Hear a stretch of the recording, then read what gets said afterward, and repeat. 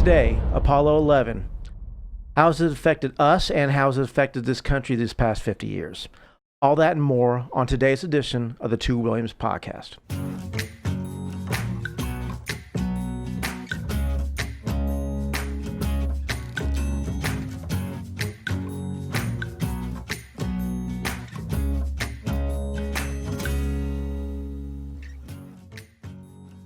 Hey, and welcome to the Two Williams Podcast. I'm William Henley. I'm William Quinn. How are you doing today, everyone? And today we're going to be talking about Apollo 11. As of when we're recording this episode, this month marks the 50th anniversary. And there's definitely a lot going on in the news. But we can see that, there it goes. There it goes, yeah. And you can see right here that there's just tons and tons of stuff going on. A lot of YouTube videos are discussing it. So, you mentioned earlier that there's a lot of moon landing deniers. Oh yeah, unfortunately, I don't know why. I mean, for myself, I was born 5 years after this happened, so I wasn't around when it happened officially. I've heard things like the moon shots were like staged, were like filmed already, or like the and then also Apollo 11 was like superimposed into the film for some reason, some crazy foolishness stuff like that. It's just, I don't get it. I mean, can't we just celebrate a good moment of American history? I believe this actually happened. I mean, I bet you there is an American flag on that moon. And I know Buzz Aldrin did put it on there, and Neil Armstrong put it on there. You brought up an interesting point there. I heard many things on YouTube from people all over the world talking about how this was a great thing for humanity. But you mentioned it is an American flag on the moon. So let me ask you, is this a achievement for America or is it an achievement for mankind? Both.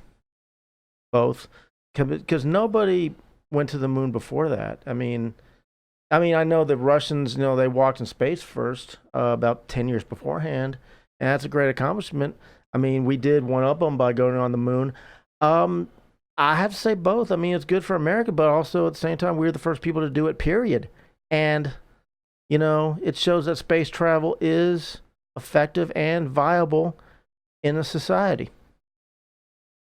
What do you think about all of the money that was spent on the moon landing? Have you seen the movie Interstellar? And they're actually talking about how the Americans staged the Apollo landing to bankrupt the Soviet Union. What do you think about that? I don't agree with that at all, man. I think it's just something we want. I mean, it's just something we wanted to, one up on Russia, the Soviet Union back then. But I don't think we're trying to bankrupt anybody. We're just trying to do it, just to do a feat for mankind, And I don't think what we did was just, was strictly our being, not to illegitimize or, alleviate the what other countries did. We just did something that, we could do. We had the funds to do it. And it was just a time in history that we need to celebrate instead of try to demean and say it never happened. And speaking of the funds that was spent, we had just come out of a major world war. We were in the process of recovery and stuff.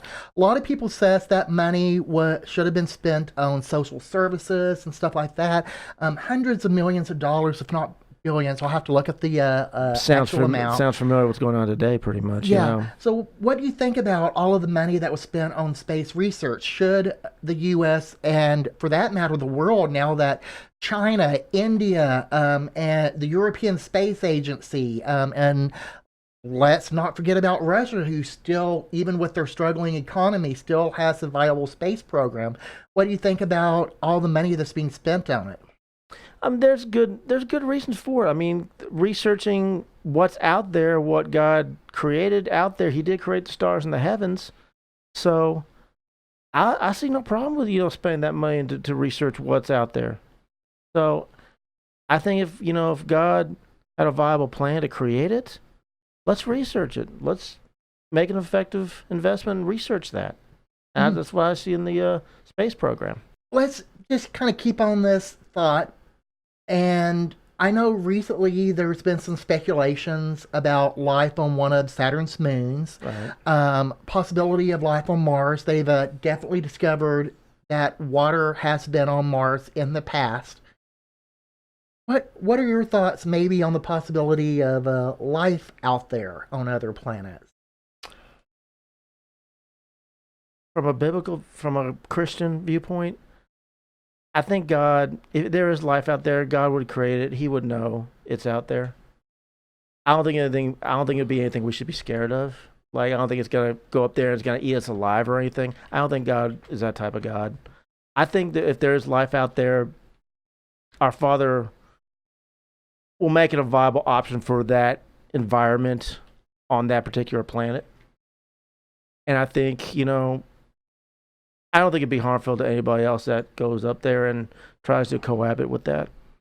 That's just my personal opinion. I mean, I might be wrong on that, but I hope not. I don't think our God is. I just look at it like this: our God's a loving God. He's a just God. He's a loving God. I don't think God would create anything that would mean anything to hurt and destroy people. Hmm. So, if there is life on like another planet, like Mars or Saturn, I don't think it would harm us if we went up there. That's just my personal opinion. And I have no issues with the concept of there being life on other planets. Once again, this does not affect my belief. Why couldn't God have started life on other planets? The Bible doesn't say that we're the only life in the universe or anything. It mentions nothing about it. Yeah. And I want to bring up a piece of scripture, and I first saw this, I'm going to say, back when I was about 16 years ago, and it was on the cover of the National Enquirer about does the Bible speak about aliens? And I actually went up and I looked up the verse. And so I actually want to address this and kind of get your thoughts on it. Go for it. Okay, so this is out of Ezekiel 1, Mm-hmm. and it says, on July 31st of my 30th year, while I was with the Judean exiles beside the Kubal River in Babylon, the heavens were opened and I saw visions of God. Okay, going to jump down to verse 4. It says, as I looked, I saw a great storm coming from the north, driving before it a huge cloud that flashed with lightning and shone with brilliant light. There was fire inside of the cloud, and in the middle of the fire glowed something like a gleaming amber. From the center of the cloud came 4 living beings that looked human, except that each had 4 faces and 4 wings. Their legs were straight, and their feet had hooves like those of a calf and shone like burnished bronze. Under each of their 4 faces I could see human hands. So each of the 4 beings had 4 faces and 4 wings. The wings of each living being touched the wings of the beings beside it. Each one moved straight forward in any direction without turning around. Each had a human face in the front, the face of a lion on the right side, the face of an ox on the left side, the face of an eagle at the back. Each had 2 pairs of outstretched wings, one pair stretched out to touch the wings of the living beings on either side of it. Then they went in whatever direction the Spirit chose, and they moved straight forward in any direction without turning around. Okay, the living beings looked like bright coals of fire or brilliant torches, and lightning seemed to flash back and forth among them. And the living beings darted to and fro like flashes of lightning. So, when you go back and you look at this, I've always heard the story of, how Ezekiel saw the wheel way up in the air. Mm-hmm.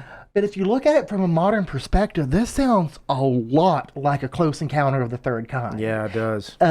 If you've ever seen like a movie like Independence Day, where the ships enter the atmosphere and this fire that's just around them as they're hitting the atmosphere and the heat's coming and stuff like that. So and here's the weird thing is if they were angels, why were they in some sort of wheel or craft or something like that? Right.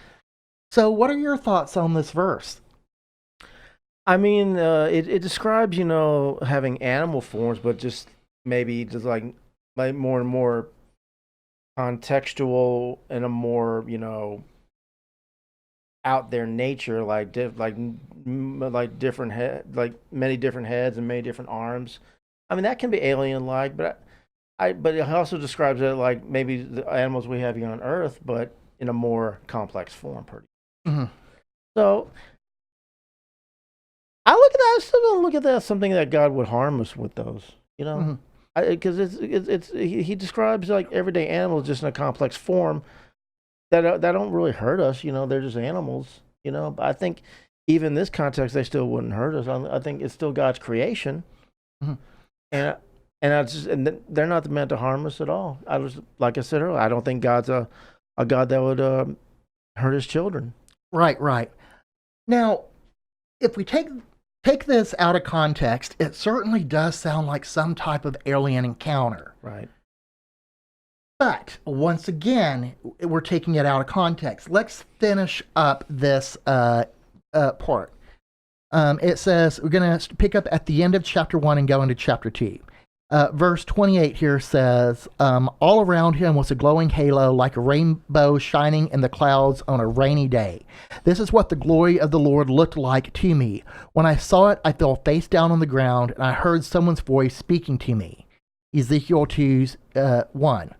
Stand up, son of man, said the voice. I want to speak with you. The Spirit came into me as he spoke, and he set me on my feet. I listened carefully to his words. Son of man, he said, I am sending you to the nation of Israel, a rebellious nation that has rebelled against me. They and their ancestors have been rebelling against me to this very day.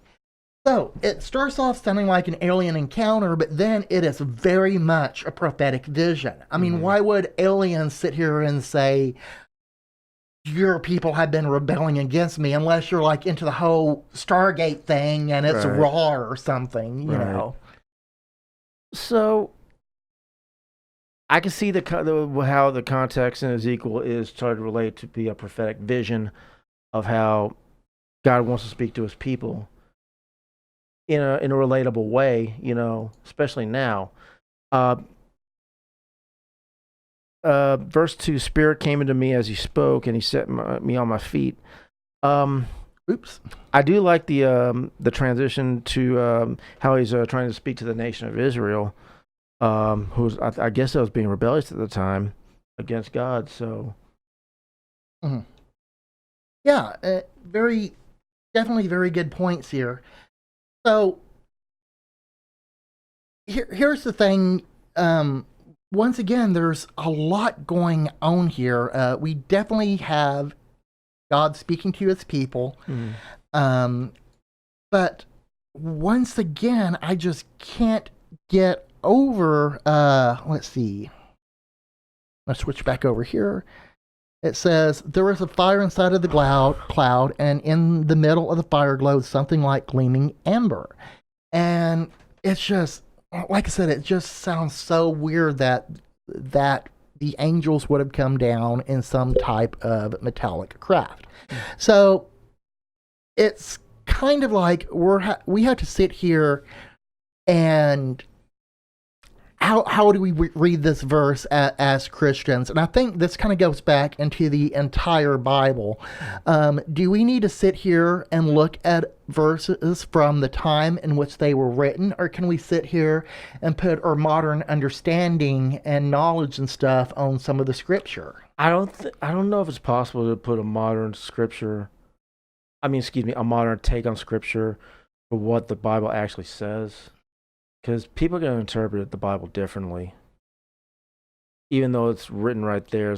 I mean, people have different brains. They're going to interpret the Bible differently, unfortunately. I mean, I don't know if there's a way to get around that and try to make the scripture crystal clear.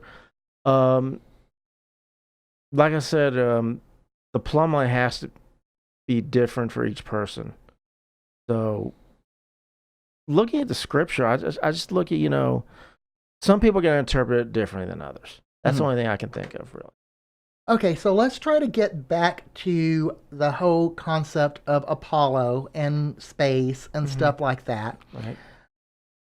What about our ongoing space missions and NASA and stuff? And do you think NASA is even relevant when now we have companies like SpaceX and all of these commercial ventures and stuff like that?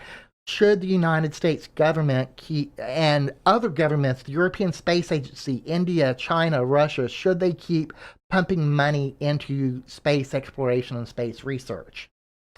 I think if it's done in a controlled way, it can be viable. I mean, I don't want to put everything into the space program, not like have money for like social programs, or just to help people here still.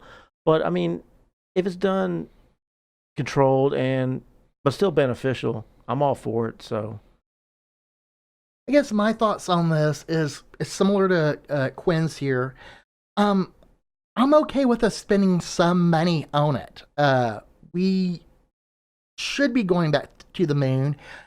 Let's build the spacecraft. Let's go land the rovers on Mars. It helps us learn while we're doing planetary sciences on Mars. We're learning about our own planet. And I mean, just sit here and look at Venus. Before the Russians sent a spacecraft into Venus atmosphere, we had no clue what caused the colors of Venus. We just thought it was a beautiful planet. We now know that Venus has a runaway greenhouse effect. So let's bring that back to something going on here in our own world. What are your thoughts about global warming and about trying to be more eco-friendly and being green and stuff like that? Here's my personal opinion on that. I think some people take that way, way too seriously. And I mean, I know that. I mean, I am cool with some environmental issues, but I think some people like go over the top with it. I think, the whole global warming thing. It just, I mean, I can understand, some of the aspects of like, recycling and, taking care of the earth and everything. That's fine. I have no problem with that. I just think some people are just heck bent on jamming it down our throats that we have to do this or this plant's going to die in like 5 years. I think that's taking it way too seriously, personally. Yeah. Way too seriously. Guys, I remember back when I was in middle school, they were sitting there telling us that the planet was going to be dead by the year 2000. And how by 2010, New York was going to be under 6 feet of water because the polar ice caps were going to melt. And here's my response to that. I just let those type of thoughts and those type of ideas, I just take that and put it at the feet of God. That God, you created this planet. Do what you want with it. It's yours. He'll take care of the rest, pretty much. Let me go with my thoughts on this. First of all, we live in a major city. I can walk outside on a bad ozone day or a bad air quality day, and I can tell that the air is dirty. I can tell that, I'm having trouble breathing and stuff like that. I can, on the worst of the worst days, I can see the smoke. I can feel the heat from the concrete, stuff like that. So my thought is, by all means, if we can reduce the pollutants being put into the air, because the thing is God put us here to steward the planet. And if we're sitting here destroying the planet, we're not being good stewards of it. On the flip side of this, I don't think the planet's going to die in 5 years, 10 years, 15 years, even 50 years. Granted, I'm not saying let's just keep burning coal and gasoline. Yes, let's look for alternative resources and stuff. But, I mean, some people are just getting absolutely crazy about it. And I'm almost to the point where I just want to say, I would be along with you if you just weren't so totally creepy and freaky about it. And there's people out there like that, unfortunately, that are like creepy, that are just so too gung-ho about it that they want to, like every person they see, they walk on down the street, say, you gotta, I'm like someone like threw a paper napkin away and they be like, up in their grill, like, you throw that napkin away, you're gonna destroy the environment. It's a paper napkin. Yeah, it kind of goes back to Independence Day, where the guy's getting all uptight about people throwing aluminum cans in the trash instead of in the recycling bin and stuff like that. And once again, I don't want to live on top of a landfill. Yeah, let's recycle the stuff. Definitely up for recycling. Definitely up for just all sorts of different things to help clean us up.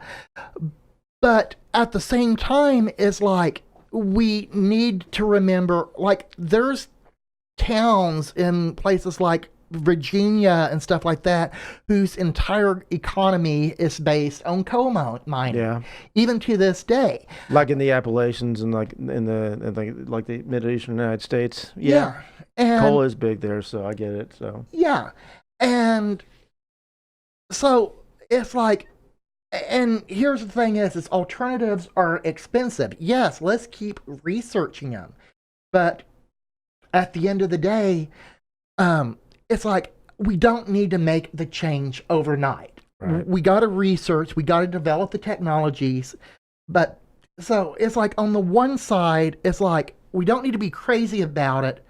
We don't need to be global warming deniers either. right. And it's like, and I say global warming, climate change, whatever you want to call it, uh, definitely. Okay, yeah, we have data that looks like things are different than they were 50 years ago. Hmm. But we also have data showing that we're cooler than we were 150 years ago. Yeah, I mean, all you got to do is sit here and open up a Laura Ingalls Wilder book, one of her diaries, and they're sitting here showing that their thermometer shows that it's 120 degrees in South Dakota. I mean, come on. I mean, have you ever seen anything, say, higher than 80 or 90 in South no, Dakota? no. And this was 150 years ago. So, but like I said, I'm a person who I could care less about whether we're a half a degree warmer than we were 2 years ago. Honestly, okay, big deal. There's climate patterns, there's weather patterns. Right. But what I am getting at is, yeah, let's go ahead and start researching green technology and let's get the pollutants out of the atmosphere. Let's clean up the landfills. Let's start recycling.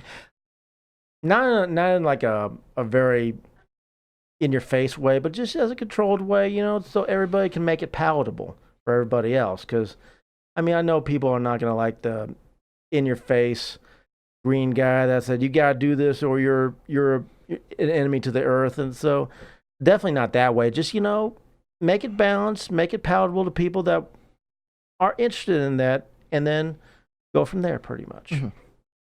So we're pretty much at time today. So any final thoughts? This is God's earth. I do respect that, but we can take care of our planet, and let's just be balanced in the process and just do it one step at a time. Mhm. End of story. As for me, I'm like, yeah, God put us here to steward the planet, so we need to steward it. On the flip side of that, yeah, let's get into research. I am excited that we now have an actual time frame of when we're going to land on Mars. I'm excited about this. I thought we'd have a base on the moon before we ever set foot on Mars. I'm excited that we're sending man to Mars. And I say, let's do it. Let's and here's the thing is thank you SpaceX for commercializing this. Thank you. There's one or two other companies, but unfortunately only Elon Musk is coming to mind. So Yeah. thank you SpaceX. Thank you I think Virgin. NASA. I think Richard Branson Virgin was thinking about doing something also. Yeah, I know Virgin is definitely doing Spaceship One, which is Okay. going to be a passenger airline that's going to hit low Earth orbit to reduce transcontinental flights like half an hour. I gotcha. So, man, I'll tell you, I love going to Europe. I hate the 10-hour flights.